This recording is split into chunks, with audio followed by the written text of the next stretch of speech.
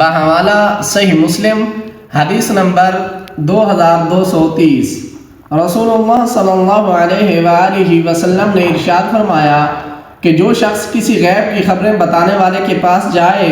اور اس سے کسی چیز کے بارے میں پوچھے تو اس کی 40 راتوں تک نماز نہیں ہوتی۔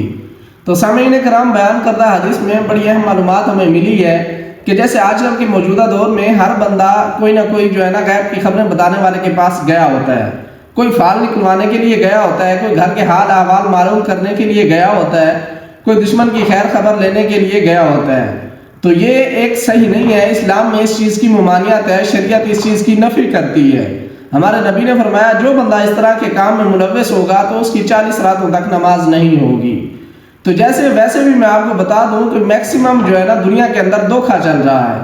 لوگ ایک دوسرے کو دھوکہ دینے پہ تلے ہوئے ہیں، لیکن ہم کیا کرتے ہیں کہ ہمارے ایمان کمزور ہو چکے ہیں اس قدر کہ ہم اللہ تعالیٰ کو بھول چکے ہیں، اللہ سے مدد مانگنا بھول چکے ہیں۔ ہم غیب کی خبریں جاننے پہ زیادہ یقین کرنے لگے ہیں، جس کی آخرت کے اندر ہمیں سخت قسم کی سزا دی جائے گی۔ ہمارے نامہ اعمال کے اندر بھی ہمارے گناہ ہوں گے اور دنیا کے اندر بھی ہماری 40 راتوں تک ہماری نماز نہیں ہوگی۔